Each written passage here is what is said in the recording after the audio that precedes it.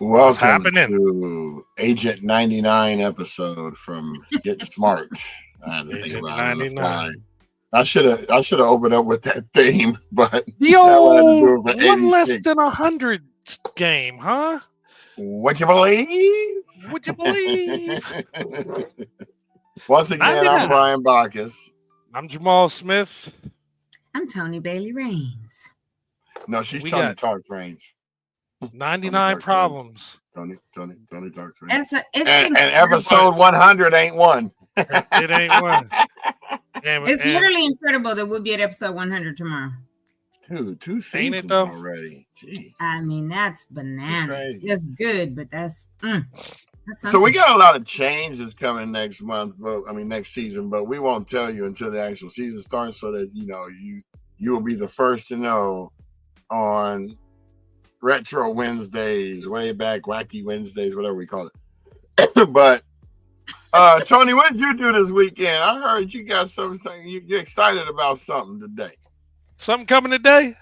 Well, so I'm super excited because I just got a notification on my phone that my poop is coming today. Yes, And that's what she said. Her poop, folks. I'm not even I letting her did. finish.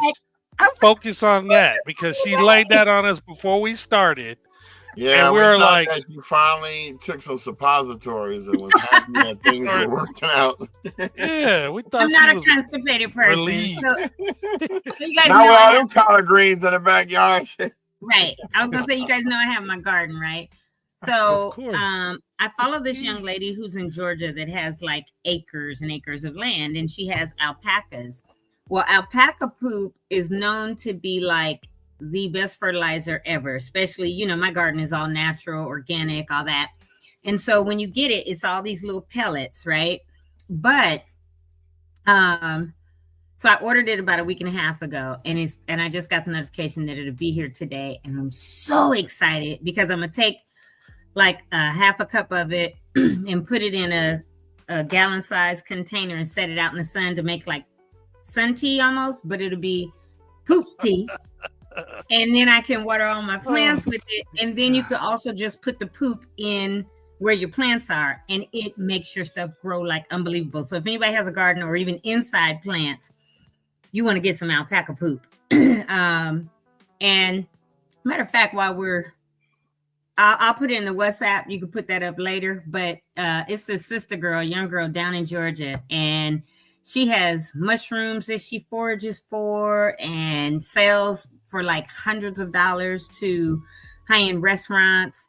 And she's raising her children there. And On the same poop, huh? on the same poop, bro. She got eggs, chickens, all kind of stuff. So I kind of follow her, and I'm like, maybe I'll have some chickens. I'm still not sure if I'm gonna do that, but I'll put her link to her Etsy shop in here. If anybody is what is interested. it called? Alpaca No. poop. Alpaca poop. Because I found one. No, it has to be from this girl. I mean, people have them, but I'm getting it directly from her farm, which is Up Indo Farms is what it's called. But here, Magic Beans, 100% alpaca poop plant fertilizer. I'm gonna copy this link. I'm putting in our WhatsApp. You can put it up. But when I tell y'all, I'm so excited my poop is gonna be here today. I'm like, I'm sorry, that's just still hilarious. It's like how everybody used to think that babies get delivered by storks. And so, now that you got to go to the bathroom, it's got to be delivered to you. the poop, right? All right. Hold on. I'm waiting on the delivery. You need to get in there. Yeah. You know y'all got 2 days. What are you talking about? Yeah. So, and alpacas they remind you of a llama, but they're totally different. Llamas be ready to run you down, spit on you and all that stuff. But alpacas are real chill, and they make this funny little sound or whatever. But anyway, it's this little pellet poop, and yeah, so I'm excited it's coming today. But Pellet poop. for our weekend recap, let's talk about a couple of the events, Brian, that we went to this weekend that we, as we promote on the show, we try to let people know that, hey, this is what we did, this is what we talked about, and we went on Saturday, and this is what we did. So I didn't see you because I was in a different location, but I went up to Loma Alta Park for that Lord, why was I getting ready to say trombone shorty jazz ensemble? I always say it wrong. Last week it was Branzino, the fish dish. It is the John Tirabasso Youth There it is. Jazz Ensemble. There it is. There it is. So what was cool about John is that he actually plays in the group with the kids, and then afterwards he explains what the song was about and what tempo. But the beautiful thing was when I filmed the 5 minutes that I filmed was there was a trombone, there was a saxophonist, there was a guitar player, keyboardist, cello dude was doing the thing the whole time, and everybody got a solo. So it's like 6 minutes. Each person got like 15, 45-second solo. And it was cool. All the parents were up there checking it out. So, and it was hot. It was hot. So I don't know how they were standing it. But they persevered, and it was good. I enjoyed it. I wish they would have just had it in the gym. That would have been easier. But so up in Loma Alta Park, they built and put a couple of these seating areas. One is up top near the playgrounds, and one is off to the side under a bunch of trees, like on the grass. And they got like these plastic Adirondack chairs and these tables, and it's for adults and stuff. Parents, if their kids are playing, they could be close, but to sit, to chill, to talk, you can eat something, whatever, but just really to connect. So that's where I was sitting, because where they were, like Brian said, outside of the gym with the black pop-up tent, it was hot. Yes, Saturday, it was like 96 or 98. And just being outside in the sun, I was like, no, that's not for me. Although I love the heat, but it was really, really, because we also had humidity this weekend. We had high clouds, so it was hot and humid. And so I sat out in the parent area, the loungy area, where the umbrellas are and all that, and listened to it. So I never saw Brian, even though we were both there. Right. Y'all were right next to each other and didn't even know it. Well, I never went up into the park area because when I parked on the street where you go out where the equestrian center is. You turn right up there, and I parked over there. And then I walked straight to, Shotty was up there with me and said, where's it at? Because I don't hear any music. Then all of a sudden I started hearing people getting ready to start up. I said, follow the music. So we walked towards the gym. So I never walked that way. Well, and I never went down because I parked up in the upper parking lot. And right. By the pool. I actually started filming like all the people. There were a ton of families there. There were some that had met, like 4 probably, and brought food, and they were eating, and their kids were on the playground, on the larger kid playground, which is 6 to 12. And then there were about maybe 3 or so families that were on the smaller kid playground, which is the 0 to 6 or whatever. And they were with their, children. So I started filming, and then my phone was like, you have no more storage. I was like, so I got to take everything off my phone because all my pictures, videos, all that are already on my OneDrive and my Google Drive. So I can take them all off my phone. Welcome to the club. I know. Dump my phone every week. Right. You need to get a toaster. Like 11,000 pictures alone and all that. And I was like, oh, that's why it won't take anything else. So I tried to film, but it didn't work. So I just sat there chilling. And when it was actually over, and some of them walked up that way with their equipment, and they were like, oh, you found a good spot to be in. I said, you got that right. Because I had the shade, the little bit of a breeze, but it was nice music to hear. So, right. Yeah. So it was nice. And, went to support that. What did you think, B? I'm glad, as a musician's kid, my father always instilled in me that, the majority of the kids who play music are actually more intelligent because they have to learn how to read music, which is pretty hard.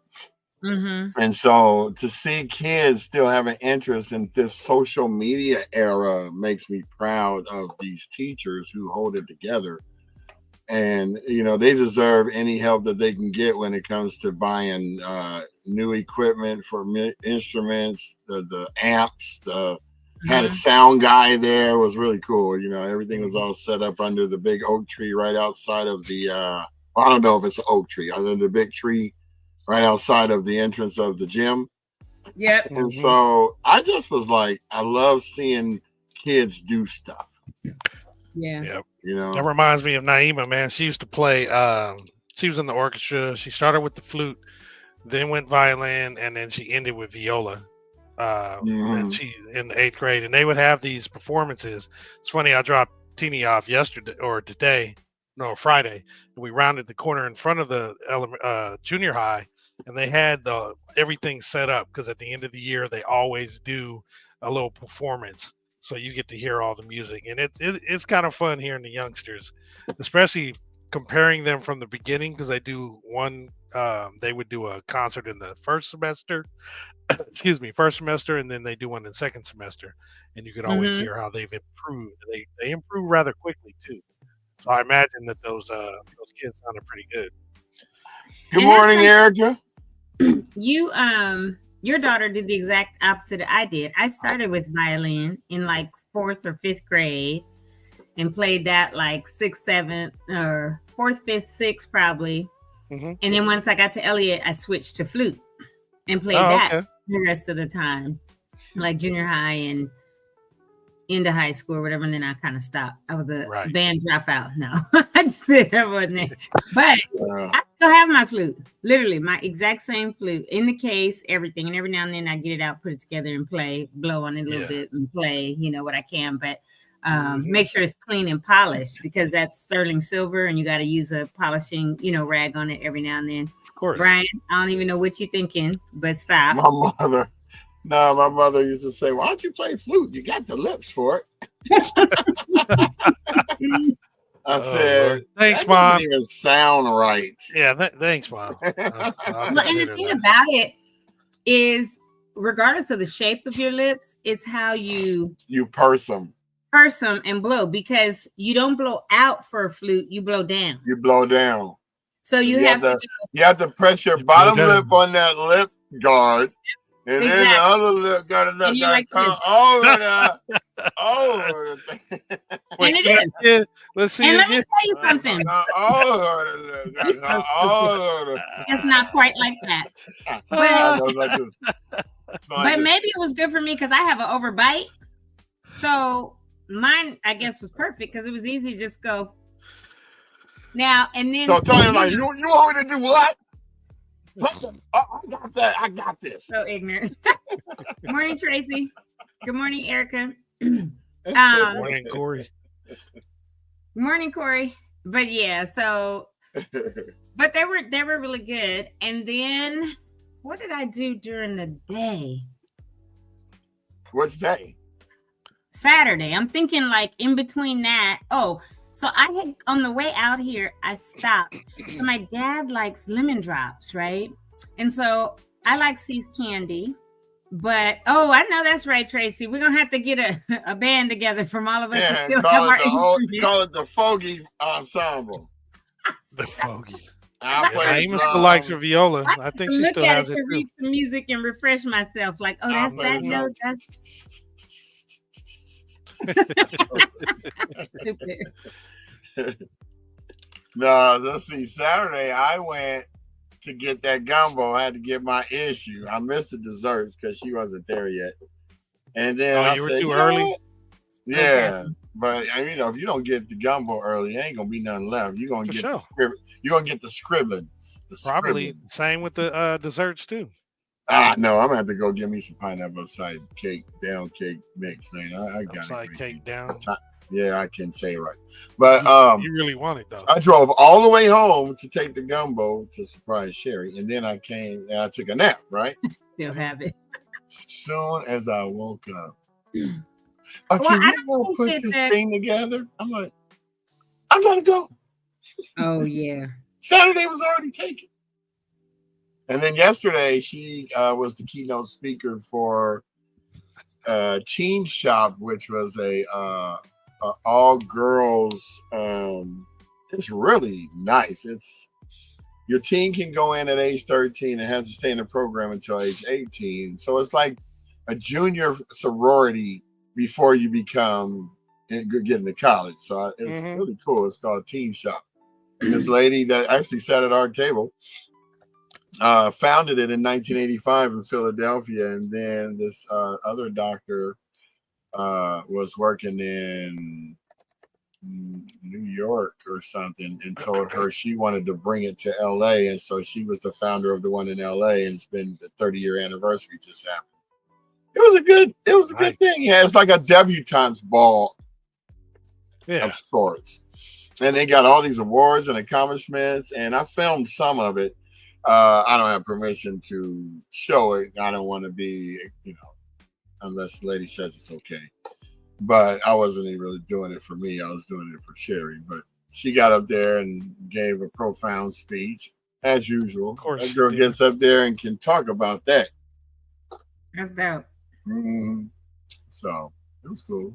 He was like, I just bought like 2 of your shirts off your website. So it's cool. She did a shirt for Altadena from her brand. And a lot of people were. Her brothers were there, and her mom came, and a few of her friends. So it was nice. It was down in Torrance. That was a long day though. That was like 11 o'clock to 10, 10, something like that. Hey, what is I'm posting something. I didn't mean to just stop you on that, but what is the link again for the questions for tomorrow? Is it the LA asses? Which one you doing? Oh, I said tomorrow, the Army Corps. Is that? Yeah. Well, they both was made on the same day, so that's why. I know, but it's not that. Marcus, here's your password, in case you forgot it. No, go back. Not that one. Yeah, COE questions. Lord, because I'm posting something on my personal about tomorrow for Colonel Asival. Avachal. I don't know why I always flip the C and the V. You better look at that video I made 2 times. You say his name. No, let's put it up because I downloaded it from our WhatsApp and I'm posting it on my personal one. So I'm like, that's what I'm gonna do too. But it's not really made for this because there's no talking. It's just like a 20-second. I got it in the slideshow, not the video, but I got a screenshot of it, so it should be good. Okay, cool. Oh, that's perfect. Yeah, because I usually right after this I'm gonna post it so that everybody knows it's coming. Soul Train is coming. Well, since you just brought it up, let me just bring it to the stage, and we have the question link up there. So I had the pleasure of picking up my hair products from the newly opened beauty supply on Las Robles and Woodbury called Simply Divine. Oh, Keisha, yeah. It's been open for a minute. Yeah, it has. And the fires happen. I think. Yeah, she right before the fires happened, because I was sitting across the street eating at King's, she started moving her stuff in. But here's her information in case you guys are interested. And that's where she is. And I told her that I was going to come in there and talk to her about, what do you call that? Possibly interviewing her to find out, welcoming her to Altadena and everything. Cause that's cool. Yes, we go to the one in the girls go to the one in Monrovia. Yeah, that's on the back. That's where Shama went to get her cosmetology license. Yeah. West Huntington. That's the original big store. She used to have the store that she just moved on Woodbury. It used to be on Washington, just east of Allen. And then she moved up to the Altadena one. And so now she's there, which is good because it's needed. Mm-hmm. Yeah, she used to have her beauty salon used to be on Foothill, and then she moved to Huntington in Monrovia. So she still was in Monrovia, even though she was up on Foothill. Mm-hmm. So there used to be a barber shop behind her shop that I used to go to, like way back in the late 80s, early 90s. Yeah, so it was Simply Divine Beauty Salon, and then the guys were in the back, and that was on Foothill, and then we was mad we was in the back because she wanted to open a we didn't get to see the ladies. It was kind of isolated.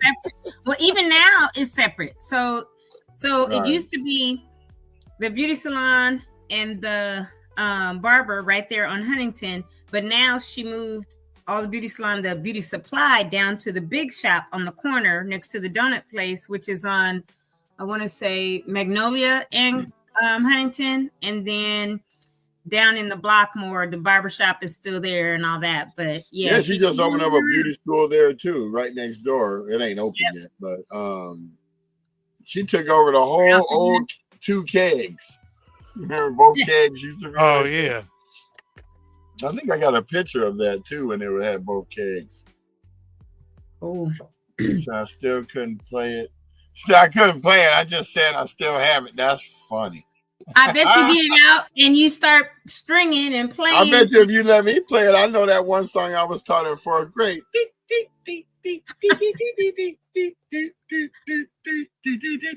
And Corey, they're not that hard to relearn. It's like riding a bike, right? I haven't ridden a bike in years, but just make sure that rousing horsetail is fresh, because you don't want to be. Because all that stuff will be popping. Every right. And the rosin. You have to go cut hair off a real horse and comb it. Yeah, that rosin will be fully crumbled up by now. Ooh, but yeah, that bowl, when you put that, because remember that rosin looked like it looked like an eraser. You rubbed it on the bowl. Constantly rubbing your bow. Right. Hey man, what you doing? I'm waxing my bow, huh? Mm-hmm. Waxing. It's almost as bad as that wax they put on surfboards. Yeah, what's it called? Sex wax. What's the slogan? They had a funny slogan right after it. Yeah, I can't remember. I'm looking it up. But if you look it up now, it's gonna be something bad. So you went and got your gumbo, and then after that, you showed up where I was, which is at Calaveras. Now, okay. So you remember we were talking about Calaveras the other day. Come out to Calaveras. It's in that little weird corner triangle thing, like where White and Foothill and Sierra Madre Villa or Sierra Madre, all meet. Right. Just passing it out. Weird corner. So Chris Jenkins did this mixer for Altadenians to come out, laugh, talk, chill, share information and knowledge about, rebuilds and all that. And it was really nice. He provided the music. He also provided like the tacos and chips and all that, which was really dope of Chris to do. And it was a nice crowd that came out. Hopefully he wants to do it once a month. So this was the inaugural. Hopefully we can continue to really promote it and more people will come out. But it was a nice crowd that came out. And he had enough for 40. There weren't 40 people there, but it was a really good crowd. So, and we talked, laughed, ate, shared info, just which is what he wanted.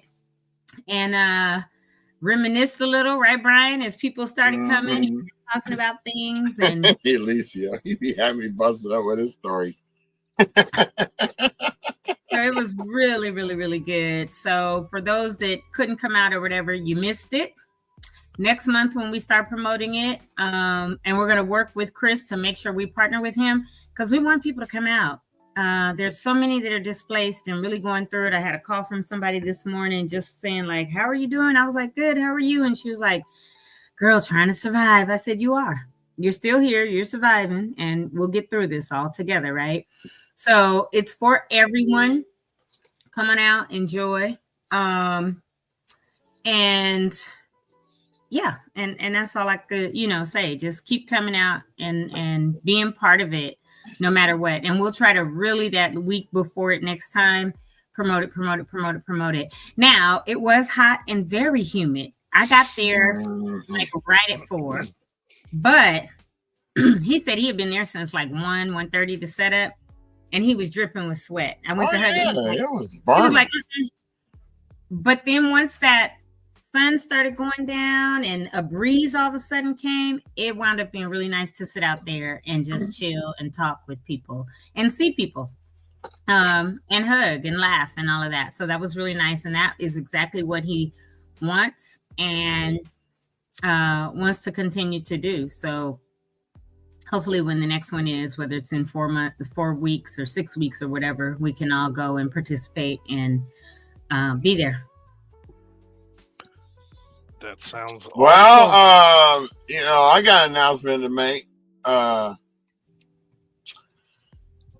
y'all know that popcorn is up for sale again. Oh my God! Trying to raise money for our 40th reunion. Bit.ly /John Muir Popcorn. Yeah, just John Muir Popcorn. Just we all trying to say operators are standing by. You don't have to worry about being delayed. Your popcorn will be there right in time for 4th of July or even Father's Day. Yeah. So stop playing with us. We need help. Our house is burned down, and we need your support to keep our camaraderie going for our 40th reunion. Now, if you want to talk smack and say, well, whatever you contribute, I don't know, almost put in almost $500. Stop playing with me. I formed a nonprofit. We did all of this stuff. So stop playing with us. We're trying to give back to the community. So, and we're trying to set a precedent for other classes to follow. Maybe all of y'all could do a nonprofit, and the students can really benefit greatly because a lot of the students do need help. They could get good grades, but sometimes they're hungry, and that plays a big factor in learning. If you're not nourished enough. So buy this popcorn, help us get this foundation cracking and feed these kids. See how that works? It's a trickle down effect. See that? This goes right on down to the benefit of others. We're the benevolence crew. So, we always going to push something. But in the meantime, John Muir Popcorn, Bit.ly, bit.ly/John Muir Popcorn. Double G-I-E. Yeah. You listen to him, you're going to type in Biggie, John Muir Popcorn. Don't do that. See, that's what I'm saying. Pay attention. bit.ly/John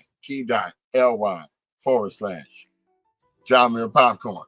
That's all I got to say about that. That's my purpose service. That's right. Sketch program.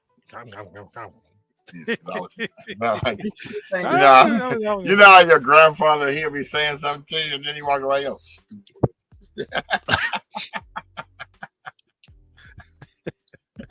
My brother used to always get in trouble with my grandmother. He'd be like, I don't even know whose kids you are because you sure they come from our side of the family. Wow. He was just hating. He was only 5. He always cried. All right, so I'll jump into the slides real quick, and then we can jump into the other stuff that we were talking about. Oh, before I do that, I want to give Kaya Smith's 14 youth Crown City city team. Congratulations! They came in second at the tournament this weekend. So, congrats. Yes. That's right. What you said. Actually, you know what? I had something real quick. Let me just while you're doing that, I'm going to get my coffee. There we go.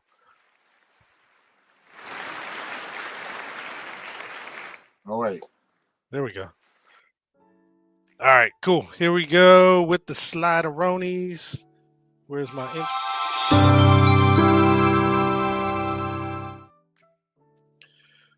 All right, everyone. We're going to start with the disaster recovery centers. Now, remember, they closed as of Saturday. The last day to have gone to the disaster recovery centers was Saturday.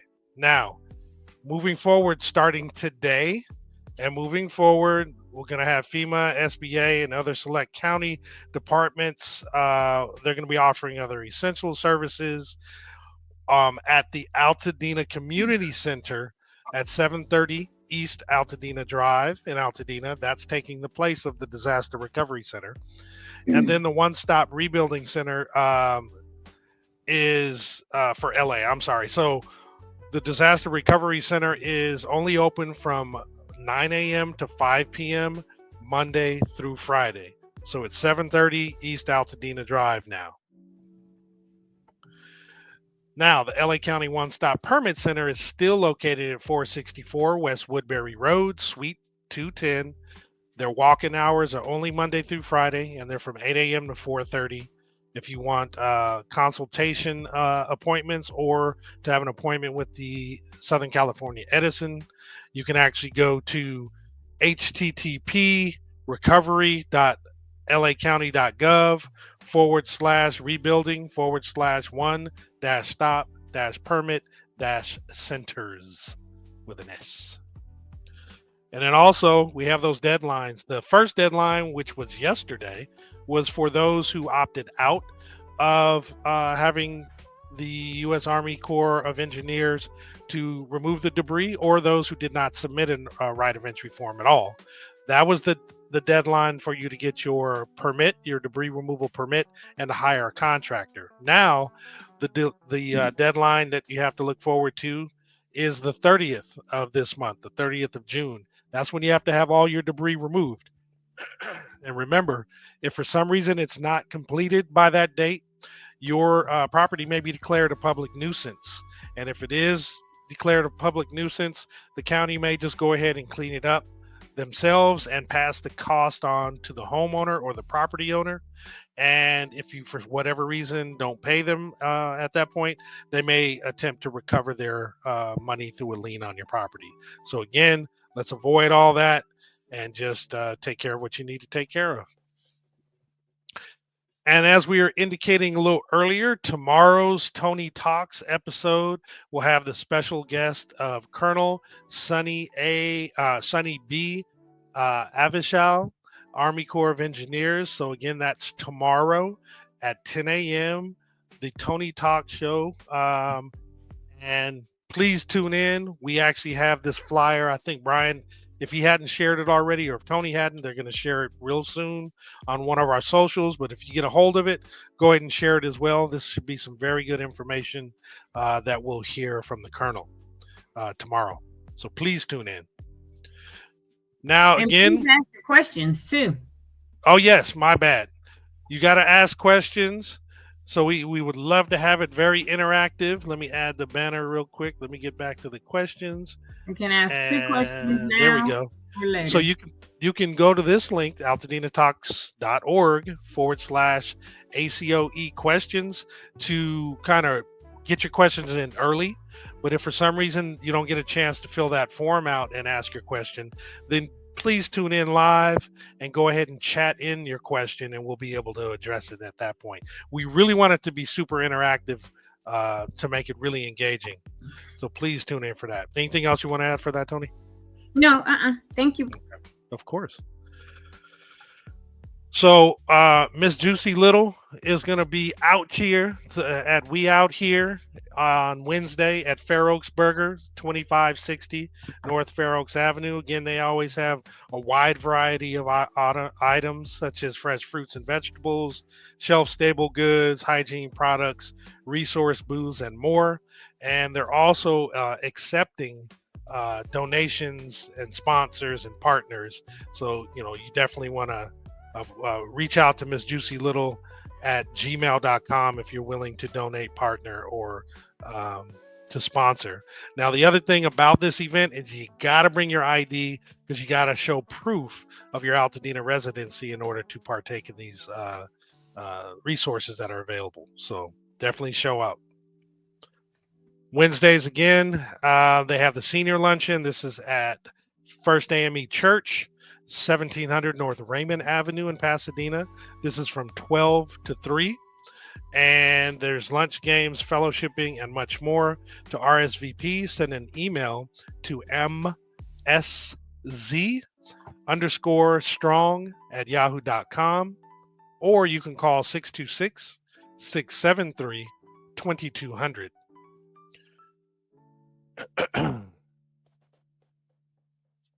Now, Loma Alta Park on Thursday, June 19th, actually Juneteenth, is going to have an event from 12 to 1:30.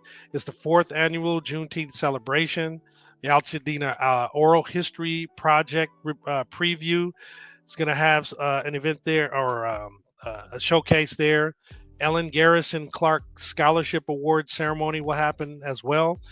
And you can scan your code, the QR code, to actually get some tickets. They're $30 pre-event or $35 at the door.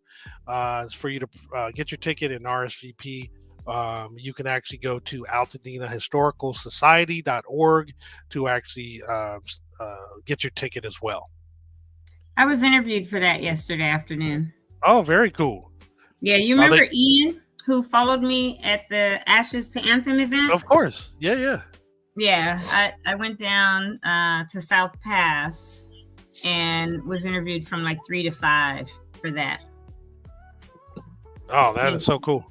Yeah. Is it going to be, so it's going to be shown on that day?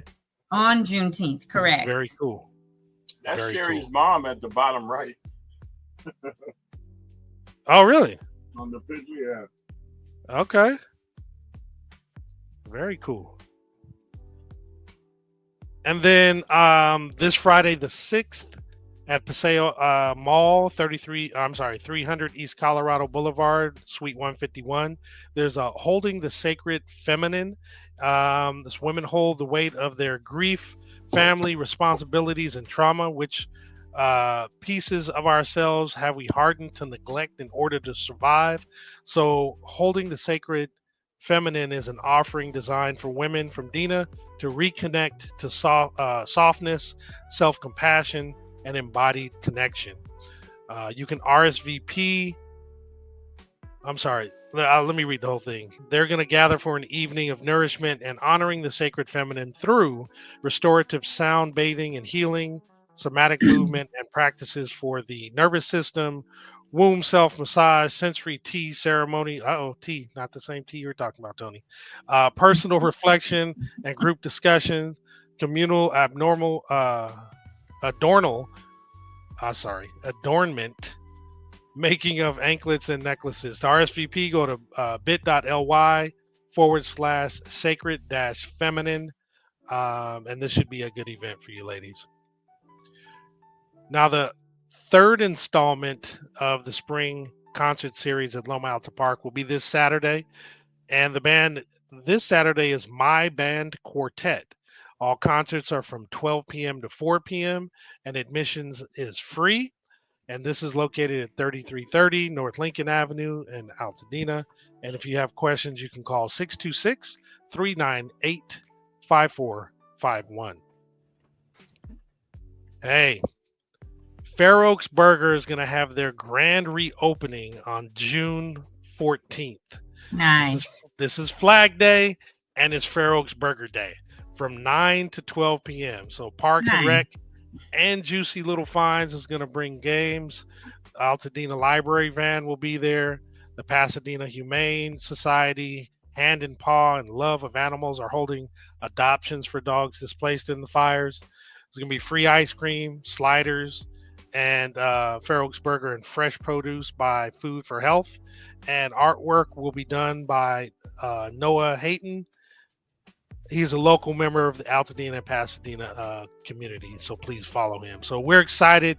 Fair Oaks Burgers is actually going to be open again. It's 2560 North Fair Oaks. They've really, really been holding Altadena down and doing their part to help everybody else. So we're excited for them to be reopening on the 14th.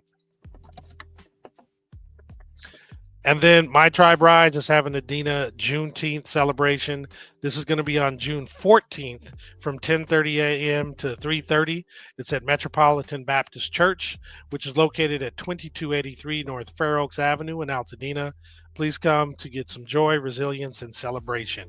This is actually going to be a nice event as well. And that is what I have for today. Let me get out of here and bring us all back. Bam.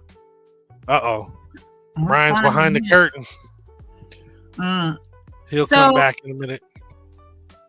So one of the things that I know we talked about right before the show as well that I want to focus on a little bit today, and this will probably be like our last discussion. I don't have anything else after this, is why I say that.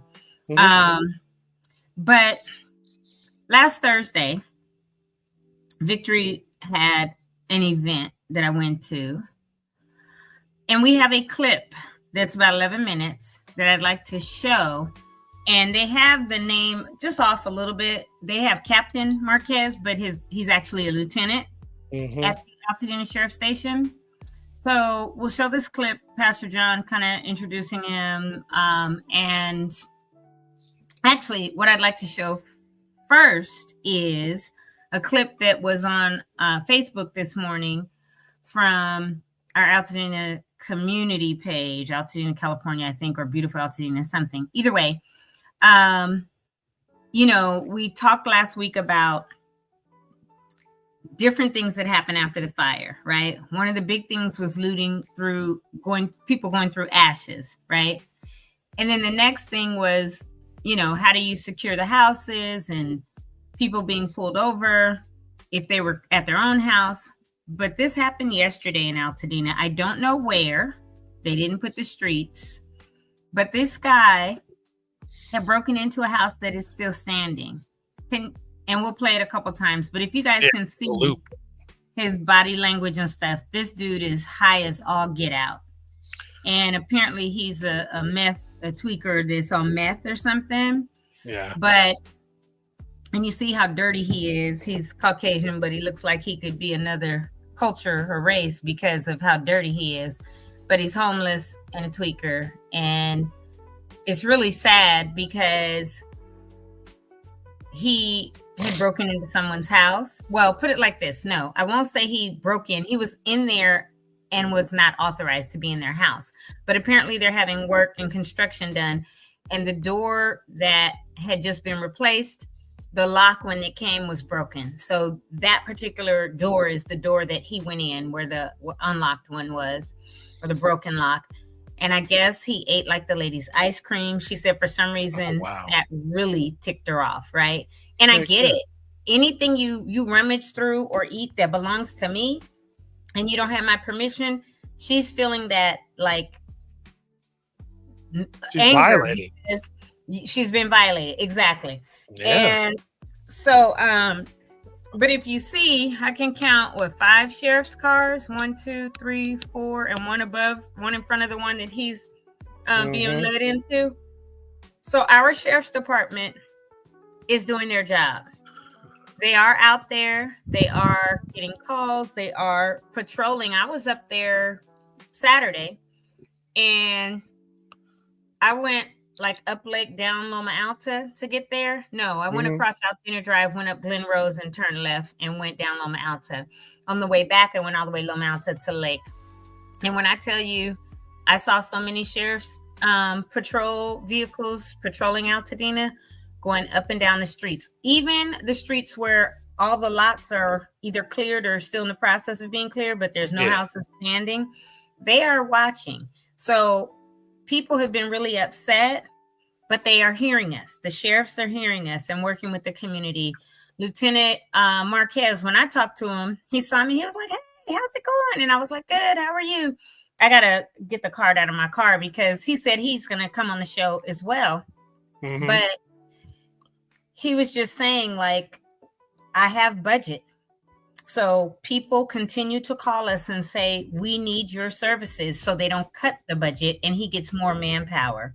Absolutely. So call the Altadena Sheriff Station and say, hey, I'd like to talk to Lieutenant Marquez or whatever, right? Just about the community stuff. So just to show you all that clip, they are out there. They are they're out here. And they are making sure that the homes or the lots or whatever are as safe as possible. And they're taking people.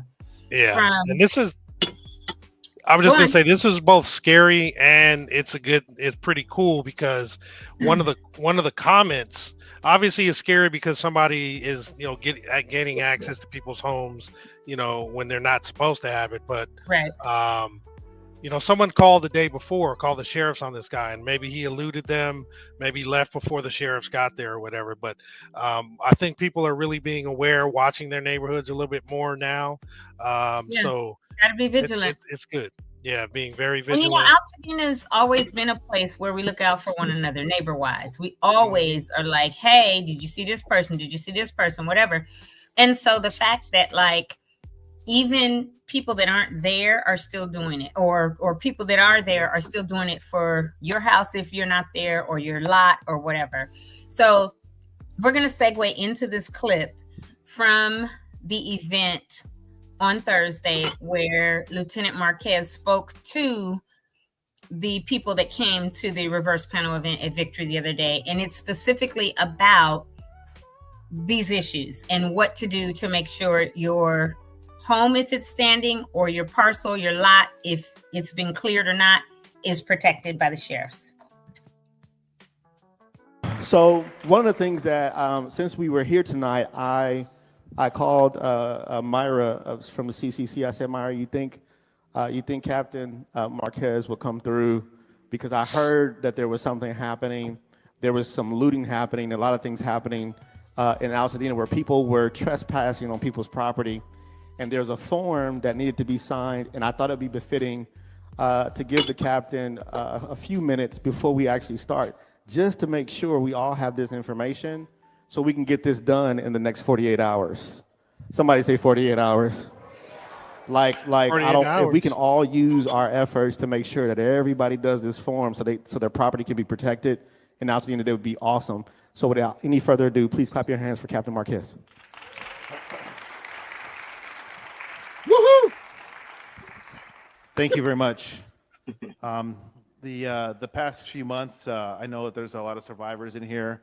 I had a conversation before I came to Altadena to work as the operations lieutenant. The former Captain Jabari Williams, we worked together a long time ago, and he told me all the great things about Altadena, and I didn't have a lot of experience working in Altadena.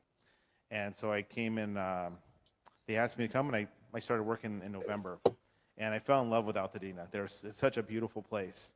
I would go out running in the morning and in the neighborhoods and just would really pick out a lottery home that I would, if I won the lottery, I could own this one or that one. And it would change throughout the run usually.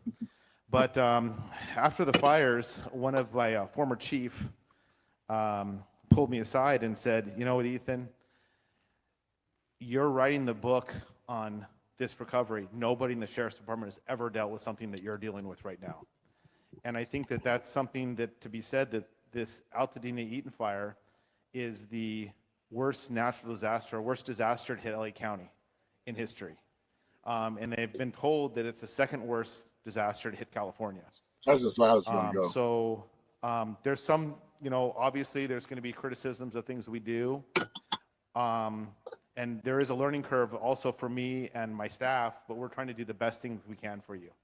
And when I talk a little bit about things that are happening, we always take into mind what's best for the community, and we're trying to give you the best outcomes at the most effective and least cost-effective, or at least costly method of providing the services we can. Just first of all, we are, at some points in time, we have tripled the staff. Like right now, we actually have quadrupled the staff working out Altadena that we would normally be having on a normal shift. Just to give you, that's happening today. And I know there's been some questions about the resources delivered to Altadena by the Sheriff's Department, by the county. They have not restricted me on providing resources to the community at all. Just so you know that as well. But we have to use our resources. I am accountable for the resources that we spend, and I have to dedicate those resources in areas that are effective as well, not just wasting money and wasting resources. Because when I do pull resources, I am pulling them from different parts of the county of Los Angeles as well. And I want to make sure we're providing everybody the best resources possible. So that's first of all. And as we started with the fire, that was the first phase of obviously the recovery once the fire was out. There was obviously a lot of what remained of people's property. There's a lot of vacant homes. And so we had to quickly brainstorm on what's the next steps that are going to be happening. And obviously, as far as even hours into the fire, I'm talking about hours into the fire, we already had looters coming in. But we had to make a decision, and it was a tough decision on our part, life versus property. And I know that there was some loss of life, and I'm telling you that the deputies, the next day were breaking down in briefing, talking about it, of things that they could not get to because the fire was so severe. But we are also limited. We are evacuating approximately 50,000 people that night with very limited resources. We just don't have the ability to get to every single home, but we're trying to do the best we can. So that's the first phase is obviously the fire, recovering from the fire. The next phase now is people coming in and trying to loot and trying to steal property that's left. So we're trying to mitigate those resources. And as the debris gets removed from the houses, we've crossed over 5,000 properties that the debris has been removed. Now, and we had 6,900 homes lost in Altadena. So we're getting very close to having all the debris removed. And one of the aspects of keeping Altadena open versus our neighbors down south is that it gave us the ability to move quickly and get the debris removed. And had we kept Altadena closed, the resources required to do that, we would have more than double of what Pasadena PD has in their entire department working every day to do that. So we chose to use those resources a different way, and it also would prevent us from having businesses the ability to reopen. It would prevent us from a lot of different things, and so we had to make just judgment calls on what would work best for the community. There was also a lot of calls to get Altadena open to the community as well. So after we had the theft going on, we've actually brought that down. As of today in May, we're only 6 burglaries more than we had in December before the fires. So I know the media has reported a lot of very high percentages, but Altadena historically has, in 2024, had one of the lowest crime rates in history. So when we have an upswing in burglaries, it's going to seem like a lot compared to what we had. So now we're transitioning to the area where the lots are cleared. When we have almost 6,900 lots cleared, and the next aspect that we're very concerned with is going to be squatting. People coming onto your property, parking RVs on your property that they don't belong there, people pitching tents on your property and trying to assume possession of your property. And unfortunately, that is just one aspect of these kinds of disasters. We had a conversation with the mayor of Paradise, California up north when they had a fire, and that was one of the aspects they had to deal with as well. Everything that we're dealing with here, they have also dealt with 6 years ago when they had their fire. So one of the things we're trying to do to mitigate that is give you the tools to help us, because we need help from the community to do this. We can't do this on our own. One of the things we've come up with is putting fencing around your property. And our solution to the community was orange 4-foot height construction fence that you could get at Home Depot or Lowe's or online. And the reason we chose that is normally what people would do when they build construction sites is they'll put 6-foot chain link fence. Now it's costly, and it does not prevent anybody from getting onto your property. But what it does is it gives law enforcement the tools to say that person doesn't belong on the property, coupled with a few other things. Gives law enforcement the tools to say that person doesn't belong on the property, and now I can legally remove them. If we have an open lot and somebody puts an RV or pitches a tent in your property without you being there and physically saying you're trespassing, get off my property, deputy, arrest that person, I cannot do anything for you.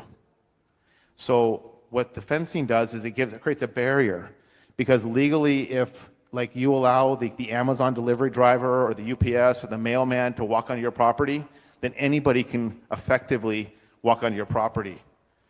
So that just creates a little barrier.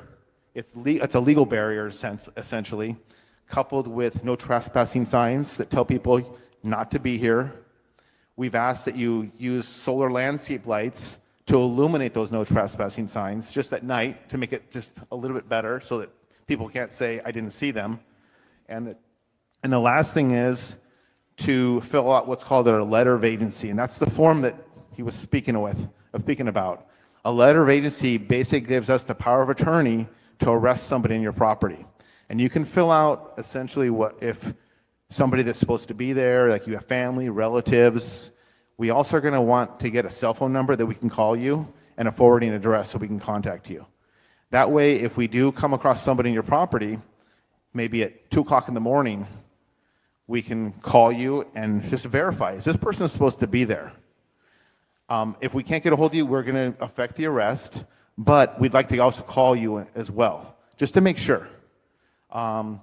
But that's the other aspect we're concerned with. It also gives us a little bit of legal tools in case somebody's trying to steal on your property as well, if there's anything left. I was speaking with the gentleman about pool equipment. Just remember that any padlock today, any chain that's made today, if you've been to Home Depot or Lowe's or any hardware store, you notice that they sell those power tools that are battery operated now. You can put a metal cutting device on there, and you can get through any padlock in less than 60 seconds. So just remember, there's nothing that's defeated. Edison will put up 12-foot walls around all of their copper wire and their supply depots. They will have lights, they have cameras, they have people walking around, and people still get in and steal the stuff at night. So there's nothing that can be defeated just by saying we're going to put up a wall and you can't come on the property. We have to have other mechanisms, and we're trying to employ some of those mechanisms, and we're brainstorming in ways we can help the community on solutions. But I know I've taken up a few minutes of time. The next phase, if I may, that we're really concerned with is going to be the rebuild. We're going to have several $1 billion of equipment come in, several $1 billion of supplies, and that's very concerning to us. So we are actively, I want you to know that we are working towards solutions, but it's going to be a difficult challenge and a process. There are many people trying to come into the area to do harm in terms of theft, and we're doing everything we can. Thank you.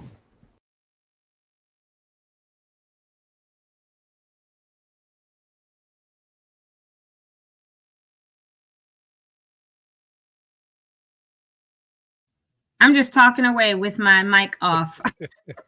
What would we do sometime? I was saying thank you, Jamal, for showing that clip. Certainly. Super important. And maybe we can, again, just show one time that other clip of the guy being arrested yesterday, because he's serious. They are really trying everything they can. There are people that I've seen lots of stuff that I know that are like, hey, you know, the fire up in Paradise was the closest to what we've had, right? Paradise was, I think, a fully incorporated city, but they lost 25,000 homes, or not homes, residents total, and 5,000 are back as of today. Many still want to come back, and they're working on it. So when, like, I've met with Jen, maybe I'll have Jen come on here too. She's the president of CEO and founder of After the Fire. And she started that after, like, the Sonoma County and the Paradise fires.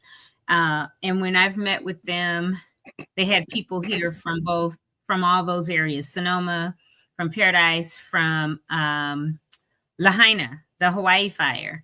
And Lahaina is starting now on their recovery, meaning they're rebuilding. I do know some of the builders that I had at the Builders Town Hall already have permits in progress. Oh, that's good. I spoke with Kendra Friday. She has 4 in the pipeline that are in progress that she believes in 2 weeks she'll have 4 full permits. 2 of those 4 she has partial approval on already, meaning they have approval to go and grade the land now. So even though Army Corps took things out, they can go take dirt in, grade it based on the elevations, everything. So, but she said she believes within 4 weeks, because her architect Ryan is down there pretty much every day dealing with planning and permitting. Man, he's crazy busy. And yeah, and so she's got 4 almost just ready to go. And as soon as that happens, they're going to fully grade and they're going to start building. So hopefully people are going to start being back in their homes by Christmas, right? Where you have some people out here saying, oh, it's going to take 2 years. We can't even think about, telling you your house will be up before 2 years. And we're hearing stuff from $600 to $1,000 a square foot, and it does not take that. Some are doing the panelized systems with her. Then Allison, who was there, is working on something with the company for the 3D printed homes, right? And so it's just like people are really out here doing things, these builders, and it's fantastic because it would be great to see, houses coming back by the end of this year, especially for some of the elderly. I think about Brian talking about Sherry's mom is 98, and she has said, she wants to rebuild. Yep. My prayer for the elderly, and when I was talking to Ian yesterday in the interview, my biggest prayer and the reason I got so engaged and then wound up being, here on the talk show is because of my parents who are in their 80s, right? My dad just turned 88 Friday. But my thing was, we need to make sure that our elderly get back in their homes as soon as possible. This is something they've worked their whole lives to be able to have, to maintain, and then to lose it all. I can't imagine. And even moving again into a new home will be, a little stressful for them or whatever. Sure. And learning a new home, unless it's identical like for like, meaning, like when you walked in my parents' home, it was, here's the foyer, the living room was to the right, the kitchen dining area was to the left, the fireplace, and then there was a long hall. At the very end of the hall was a bathroom. It was all of our bedrooms. We had 4 bedrooms and then their bathroom, their room. So if it's not built exactly like that, with the extra 200 feet, because bathrooms need to be larger, hallways, doorways need to be larger, it might be a little bit of a challenge, right? Because now they got now for a year or whatever, they're temporarily displaced somewhere, whether it's an apartment, an Airbnb, whatever, with family, that they're having to learn this new layout. Then they're going to move back into a home and they're going to have yet another new layout. New layout, yep. Then the memories of being at that place. But a lot of the elderly up there have said, I want to live my last days or die in my house that it took me all this to get and maintain. And so really my hope and my prayer is that we can do that. We can get them back in their houses where at least they're struggling a little with the navigating the newness of being back in the community, where maybe all your neighbors aren't back because they're still building and all of that. It's still going to be a challenge. But that's where we step up as the next steps, right? Next generation, we got to be right there. If I got to go there every day when they move back to their house, I'm going to be there every day, or whatever, and make that house a home, right? With whatever new stuff they've acquired over the time, clothing, artwork, furniture, whatever. But go and make that house a home and make it as warm as possible. So I'm thankful to the Altadena Sheriffs and Lieutenant Marquez and what they are doing to make sure that as much as possible, Altadena is safe. But even with that, Jamal, like when I was talking to Ian yesterday, I said, the thing about Altadena is if you're from there, you might know all the little streets, right? But if you're not, Altadena is like patchwork. You can go up one street here, find another one, be in the cut here, go here, and then it's a dead end, right? Yeah, very true. Marigold is one of them. Right. I was telling them over when you go up Rubio and you go over the bridge to get to Loma Alta, if you're coming the opposite way from Loma Alta and you pass Zingray and you come down, that little cabin that used to be right there, if you stop your car right there coming down that hill and put it in neutral, your car is going to go backwards up the hill. And they were like, what? He said, somebody else told me that. I said, yeah. And he was like, he said in some other spot. And then I talked about the ghost train horn that people hear, from Echo Mountain, from the old trains and Zingray and Cheney Trail and all the stuff. And he was like, wow, you have so much history and you know all the. I said, look. You grew up here. Of course you did. I'm 59. That's my town. That's how. And he was like, I'd never done that. I said, well, you could still go to Rubio and do it. It doesn't matter because it's the road. It's not, a house or whatever. He's like, what makes it do that? I said, it's some magnetic force, whatever. I'm not a scientist, but it happens, So we were just talking about all that and hiking up to, Echo Mountain, meet Lake or doing things. We were talking about, he said, what did you do when you were young? What are some of the things that you miss? I said, well, one big thing that we miss is the Old Fashioned Day parade. Right. And he was like, what was that like? And I was telling him, and he said, where did it start? I said, it started on Mariposa. You lined up where you would go by, Altadena Hardware, whatever. And it went from Mariposa down to like Woodbury. And usually when it ended, there was a fair at St. Elizabeth's every year that everybody would go to the fair afterwards. Dang. I don't even, I would have never thought about that. Jeez. Yeah, the Old Fashioned Day parade. Then I told him about being one of the kids that you would go and string out the lights at Christmas Tree Lane. Didn't go up on a ladder, but we would go and string the lights out so that when it got ready to go up this Deodore or that one, like they had it. We volunteered for that. And I told them about growing up and being a Girl Scout and a Brownie and how we used to camp out there and do our s'mores and, you know, all of that. And he was like, dang, like Antoinette, you know, all the stuff. I said, dude, 57 years in, you're right. I do, you know. And then I told him, I said, now what you know as, you know, where Fox's is, you know, where that dental office is. He said, yeah. I said, that used to be Baskin Robbins. And we had Brian flavors. Yes, 31 flavors and Brian's Cleaners. And I said, Chase Bank used to be Thrifty's. Then it moved up to where Rite Aid is now, which is getting ready to close because they're closing all of them. And I told him, I said, and where Everest was? He said, yeah. I said, so that's Jimmy Bicos, Johnny Bicos. I said, the Bicos brothers owned all the Tops. And then they had Tops on Lake, Top Junior over there on Walnut. And then that was Tops. And then I think it was Jimmy that owned that one. I said, then he was like, I don't want to do Tops. And so he turned it into Everest. Because we grew up with the Bicos. They were around the corner from us or whatever. And so I said, so it was Everest, which now burned down. I said, but let me tell you some history before it was even Tops. Or thank you. You too. Thanks. I don't know what was just delivered. And I said, but even before that, we had a Pioneer Chicken on that location. For that, we had a 76 gas station on that location. I said, because the owners of the 76 were our neighbors 2 houses down, you know, and he was like, I said, yeah, the Stivers. He was like, what? I said, yeah, it was a gas station, you know? Yeah, you remember Pioneer, Jason? And so I was telling him all the stuff that used to be there that those of us that have been there, you know, 40, 50, 60 plus years know all of those even before. I said in the grocery outlet, I said it wasn't an Aldi, it was a bank. I said, but grocery outlet has been grocery outlet, Market Basket, Boys Markets, Ralph's. I told him all the Alpha Beta. You remember when it was Alpha Beta? I do remember Alpha Beta. Yeah. I told him when it was Security Pacific Bank up on Lake, just below what's the Quick Stop now. I said, but it used to be 7-Eleven. I remember when Lindsay's Liquors opened, you know, and we would walk down there and get our now laters and, you know, different stuff like that.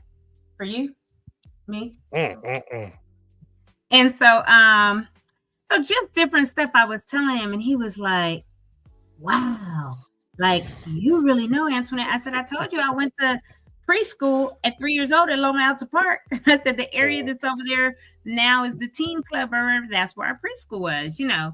And so he was like, oh, I'm so glad I had you do this interview for the Juneteenth event, because like you really have history and you really have knowledge. And I was like, exactly, you know. So so just like incredible, you know, having that. But when you think about all the stuff that was in Altadena, he said, well, I sure hope and I told him about the original Websters and how each, you know, you would step down and go down, and Steve Pets, and then when they opened Steve Bikes, because for a long time it was only Steve Pets, then they opened Steve Bikes store and expanded, and you know, you'd go down there. I said, look, let me tell you something. I used to walk to Altadena Hardware. I said, matter of fact, and y'all have heard this story, when I changed my doorknob to a locked doorknob when I was 13, I used my allowance and went down there one Saturday, got my doorknob and walked right back up the hill and changed my lock on my door. He said, what do you mean? And I told him, I was tired of people going to my room. So I changed my doorknob to a lock. And then after a couple of days, my parents were like, you cannot have a lock with only a key, you know, on your room. But I said, that's like, I've been, you know, we've walked all over Altadena. I said, we used to walk to school from up the hill to Elliott, hot, cold, whatever. We'd take the back street, do Maiden Lane up because it had more trees and curves instead of going straight up Lake. And you know how you got to walk kind of in the ditch.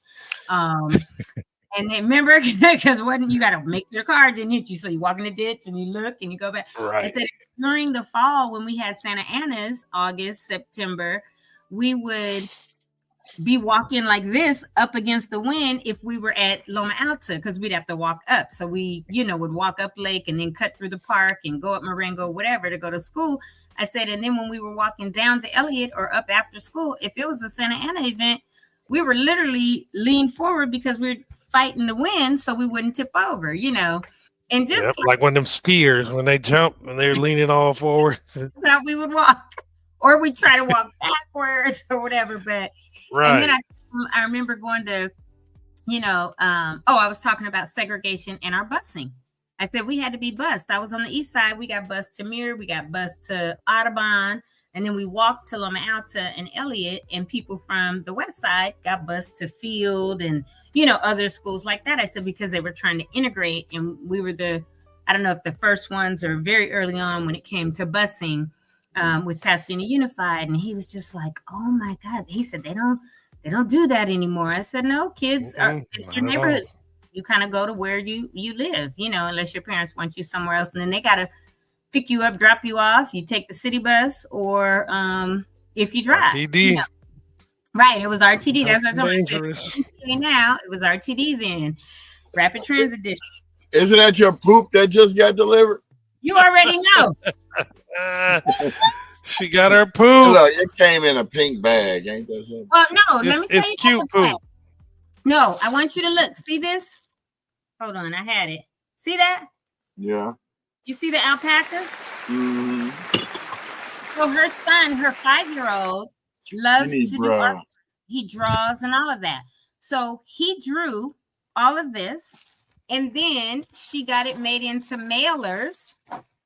And then on the inside, I believe is some of his artwork too. Let me just show you the packaging. Around this, I smell it. See these? Ew, put it back in the bag. I can smell it too. Yeah, I was gonna say. Yeah, don't eat nothing cute, out there. but it is still poop. It's a little damp, this bag. But anyway, yeah, it's fresh. They just did it, yesterday. The unicorn looking or the same rainbow day service. Alpaca. Same That's day service. artwork.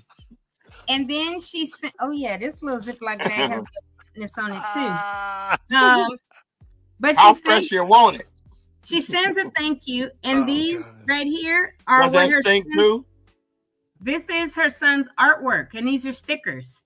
And so, do the stickers stink? No, because they were enclosed in a Ziploc bag. Oh. But and so this says thank you for your online order, and it tells you all about it. It tells you how much you should use. Alpaca tea works great for young seedlings, container garden, raised beds, and house plants. Water them every 2 weeks. And it says how to make the alpaca tea. But hold on, I'm gonna try to open it and show y'all. Marcus and Jason, did you get burgers at Sundry's? Sundry's used to have the good burgers. Now Sundry's was where? It was right on Lake. I believe. I don't think I ever went there. Right there across the street from Elliott. Ugh. It has like hair on it still. Oh, come on now. Is that it right there? Did you just put some in the yard? No, you got that picture, but this is what it looks like. That looks like some nasty throw up. Can you see that? Drinking liquor. Can you see what I'm holding up? Oh, hold on, we see that and a bunch of them in the picture. Wait, you holding it?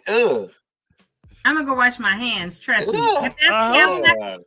That's the alpaca poop. Doo-doo, put it on you. And well, you know what the thing is? She literally calls herself. She refers to herself as the dookie dealer, and she says, "I gotta go clean up this poop." She's the dookie dealer. Got that doo-doo drip. You gotta be careful of your boba now, because it may not be boba. Boba doo. You got that boba doo? My hands real quick. Boba doo. Yeah, bring back some hand sanitizer too. Dang, that is boba doo. I told you, Sundry's Burgers was bomb. That was Rhonda Carson people. Oh, for real? Yeah, her dad used to own Sundry's. Man, I heard that. That's funny. Yeah, them burgers was bomb. Hey, I know this ain't Altadena, but y'all remember Clay's? Clay's. Wait, where was Clay's? So, you know where Churches was, right? On Orange Grove and Fair Oaks? Fair Oaks, yeah. So they had knocked down Clay's a while ago, but that new senior living home, the first one they built, that's where Clay's used to be. On Fair Oaks? On Fair Oaks. Yeah, I remember then. I do. Yeah, man. So he lived behind the restaurant, right? And the front restaurant looks like an old garage. Kind of like La Australia when they kind of lived. Yeah, the same exact setup. All those spots on that street were like that. Had a little shop in the front and a house in the back. I remember when La Australia was just a taco truck, and then they were just a small little building on Fair Oaks where they are, and then they bought the rest of it and redid it and did all kind of stuff to what it looks like right now. It's crazy. Then the husband and the wife broke up, and now they got Australians everywhere. Yeah, there's a gang of them. There's 2 of them back to back on Orange Grove. You gonna put some boba in there with that? Your new boba. Some boba do. You want some boba do? She licking her fingers. That's just. So I just washed my hands. I know, but it ain't enough washing for me to be with doo-doo hands. I better been over there and washed them 10 times. Like, just to think about it in my hands. It's funny. Hey, so when you were talking about like Brian's Cleaners and the 31 Flavors, Patrice actually, who was with Alan Williams' home, she used to work there. We used to all go up there in high school at 31 Flavors. Oh, 31 so we used Flavors. to go up there and get free ice cream and all that stuff. That used to be fun. Man, that's taking me back to Pub and Taco. When we used to have a Wiener Schnitzel right below Lake. Right it was the same Washington. spot, wasn't it? No. Wiener Schnitzel was right. No, that was Pub and Taco. Yeah, I thought it was the same. Was just north of McDonald's on Lake below Mountain. That was a Wiener Schnitzel. They used to have one right there. It was both. I thought Washington. It was both. Yeah. It did turn to Pup and Taco later, but first it was Wiener Schnitzels. Yeah. Yeah, and then I guess they moved up the street. Der Wiener Schnitzel. Wiener. Der. Are you going to Wiener Schnitzel? Der. We would just say Wiener Schnitzels. Yeah, I know. Everything had an S. Denzel's Washington's. Yeah, but yeah, so time. So he was like, what would you like to see? I would love for us to start the festivals or the whatchamacallit back up, the Old Fashioned Day Parade once we come back. Mm-hmm. Right. Just traditional stuff. For sure. But then the Black what you just talked about, though. Start up there too, Fair Oaks. No, that's always been on Fair Oaks. No, but it's still Altadena. It starts in right by the park. Yeah, it does start in Altadena by on Ventura and Fair Oaks by Charles White Park. Yeah, which is Charles Burnt Park right now. They need to get that bad boy back up. No, don't drive down the street Mendocino by the country club and the golf course. They got this. Oh my God! Somebody put a post. There was some crazy. Oh, you were talking about that about a week or two ago. Yeah, man. I had to wash my car twice in 1 hour. Yeah. Well, because what they're doing, that's the place that they've taken all the slabs and all the concrete that's been removed. Now they separate first. They put it all on trucks, and when it's the concrete, the slabs that goes there because then they break it down to make it aggregate. And so the aggregate can be used later in roads to build roads. And the whole process to break down all the slabs and make it aggregate, they use chemicals. And so they're keeping Mendocino soaking wet. Like the water trucks are going back and forth, back and forth, back and forth. And I drove there about a month ago and came home like my car looked shot because all of the sides, the wheel wells. All up to the windows. You like... And I was in my little car. I'm glad because if I'd have been in the other one, you would have been. Yeah, but that's a lot of work to clean them wheels.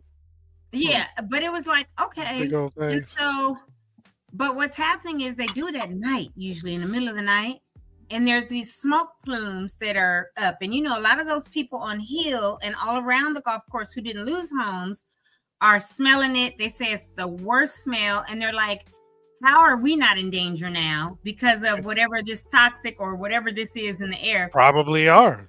And Army Corps worse than the sriracha plants in Irwindale. And Army Corps is always saying, I guess it's safe. They're okay. you know, that might be a question for the colonel tomorrow, right? They're just trying to not get you in a panic. Right. Because if there's even 1% chance you could just say, oh, here come the Karens. You already know what's going to happen. But the people around there have been arguing. I should be compensated for. And they're like, whatever, we're doing it. But what's interesting to me is they do it there. They break it down, they make it aggregate. Then they were taking it up to Palmdale to kind of dump it until it's ready to be used on roads. They were. And people in Palmdale were like, why is all this dust coming in the air? Why is all this stuff like happening? They ain't used to it. and they found out it was because all that stuff, the trucks were kicking up dust as they were dumping it in the desert. They shut it down within a week. Yeah. They was treating Palmdale like King's Manor. But the thing about it, if they shut it down in a week because it was already the safe aggregate that was being dumped there, and they were mad because dust was being kicked up by the trucks, why is it then when it's not safe, when it comes from these lots and is toxic, they can do whatever they need to do to crush it, use the chemicals, and make it aggregate, which then makes it safe right in the neighborhood that's surrounded by all these homes. It's and they're toxic still right now. doing it.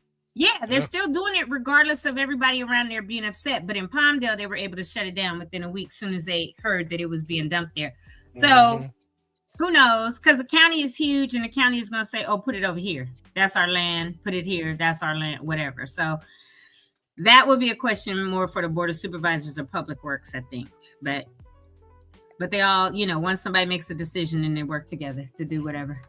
Very true. I was going to comment on what you were talking about before with the, you know, people looking out for the community and tying that into when hoping that the seniors get back to their property soon, especially once they get back.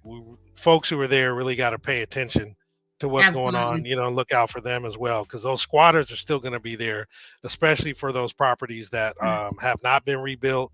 And those maybe a couple homes who, you know, they were not affected by the fire, but maybe the people didn't move back yet. So they got to really be, you know, paying attention. And, be vigilant. There's the word again. Very accurate. And that's that's when they start one by one moving back in or whatever, is when the sheriffs are really going to have to beef up their patrols. And whether they're elderly or not, they're going to have to beef up the patrols if there's one or two houses until others are built, but especially if it's elderly, because they're more vulnerable, right, to something cracking. But I'll go and spend a night at my parents' house and be ready for somebody to come. Take a little patrol around the block a few times. I will be in the house, in the driveway, whatever, and be like, come on. Yeah, y'all know 1 foot on the property, just one. One pinky toe. That's what I always say. One pinky toe. I'm ready for you. Make mine. Because I'm going to shoot your pinky toe off. You come on my and the property. rest of you too. You got that right. Just a pinky toe. You ain't going to be able to run fast. Cops get you later. I don't want to be called for manslaughter now. Yeah. So that's what Eddie Murphy, you shot off my pinky toe.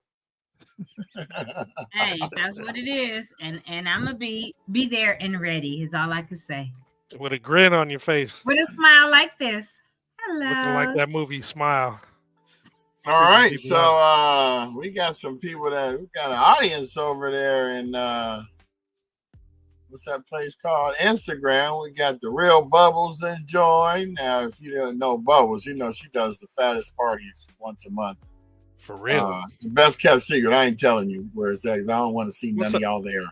Right. What's up, Bubbles? I ain't seen you in a long time. Tony, next time they have one, you got to go. It's dope. I think last time I saw it was your birthday. One of your birthday parties. Oh, you went out to the valley or somewhere not long ago, Brian. Yeah. Yeah. Mm-hmm.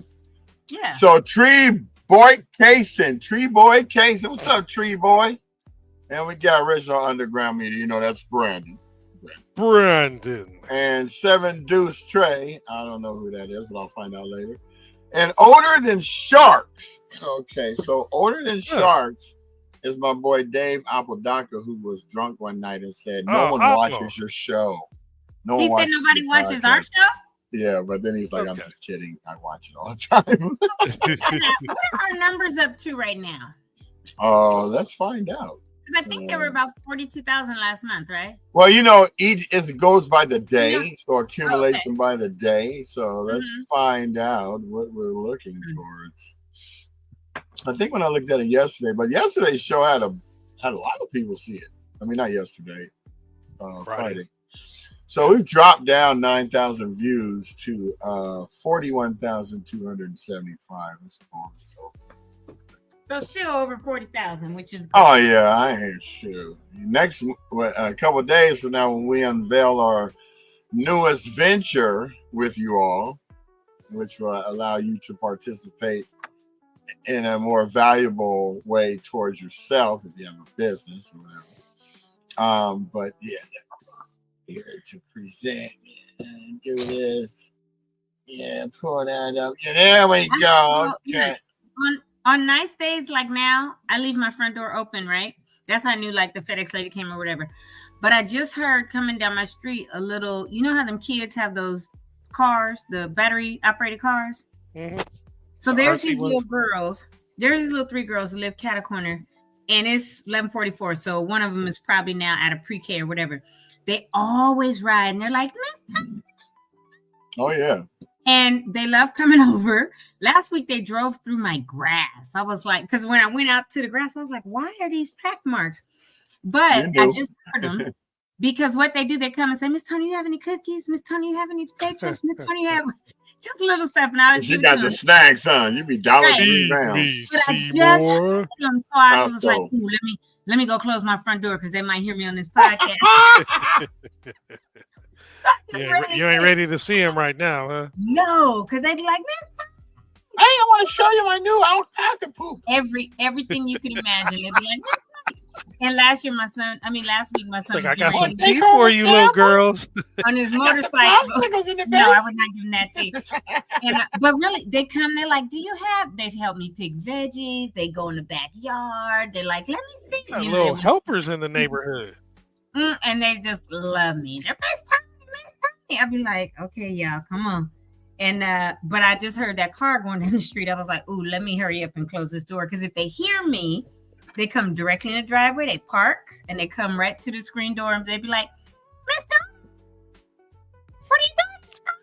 And I'd be like, oh man. So 40, that's good. 41,275. That's excellent.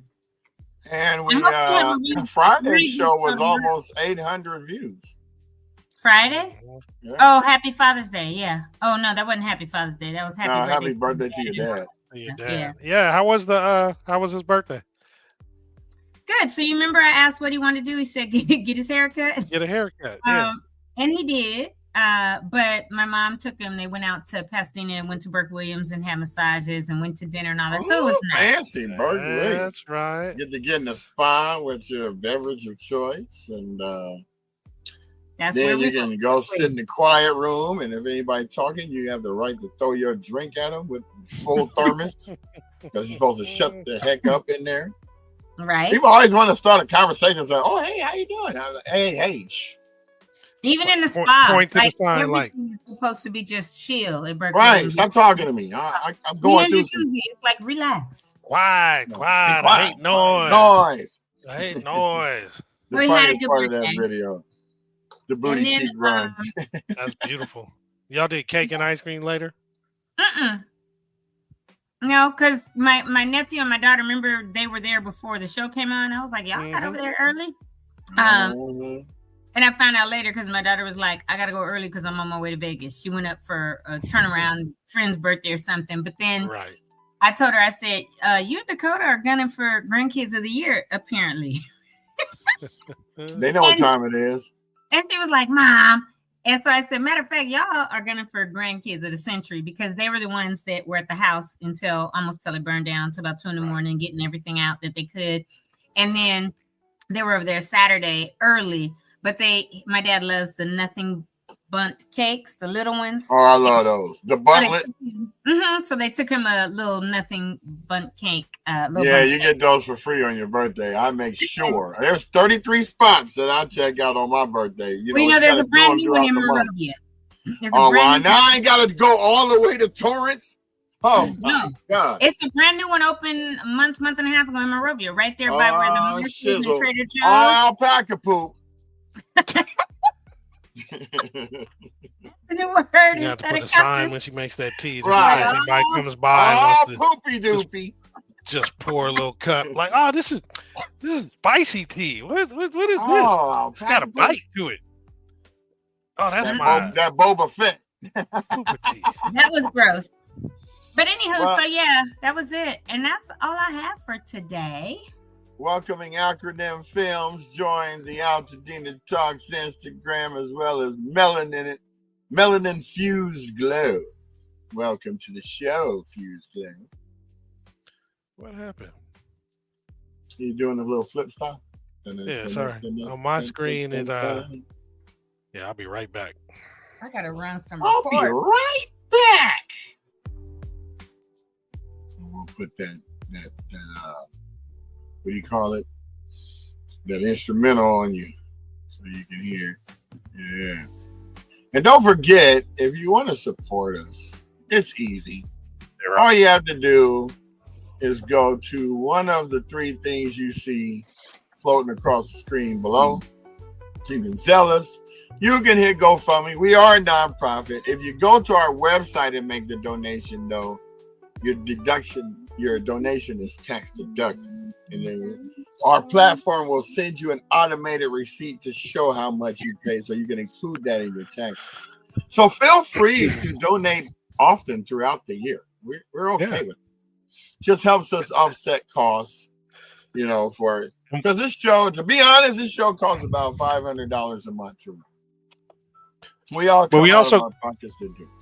But we also got events we would like to do in the near future and partner with some folks and give back and have some more, like I said, more events like the town hall and what have you. And it's definitely a great cause.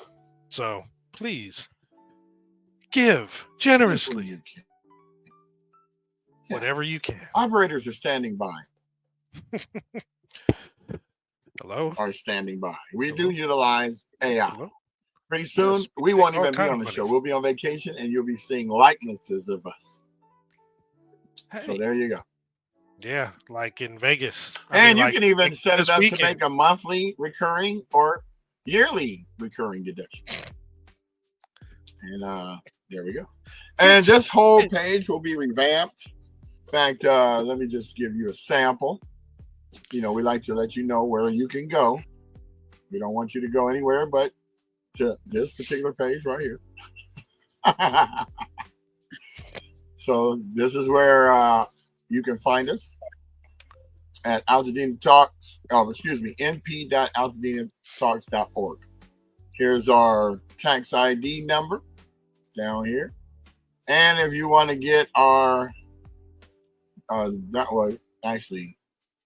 have to set that link around to show our determination letter, show that we're a valid nonprofit organization.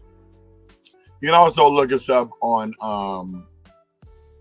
the IRS site or Candid. Either way. So there you go. Appreciate all your help and your candor.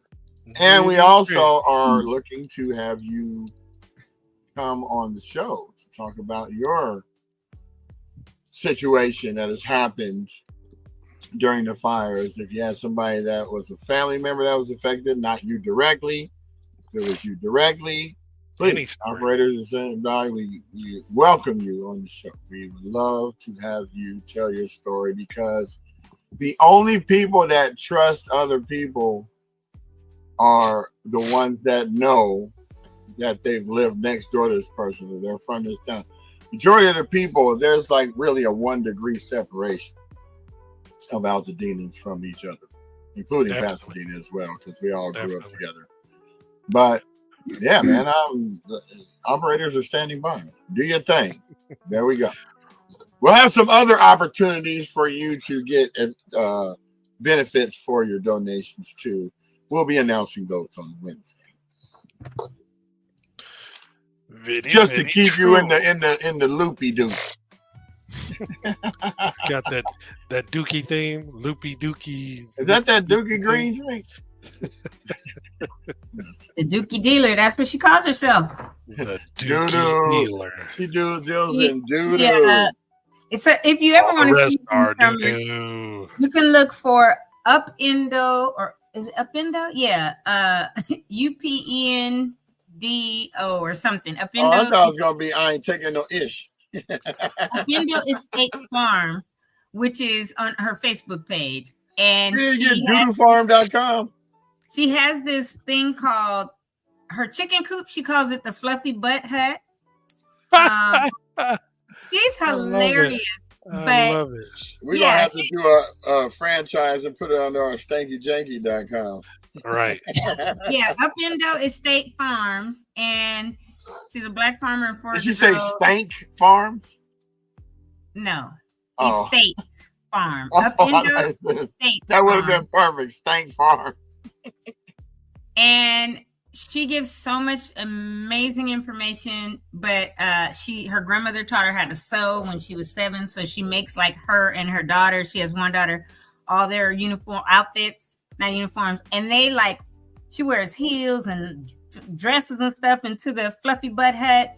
And her daughter is like 2 and hates to pick up an egg, whether it's from a duck or a chicken, if it has poop or anything. She's like, yucky.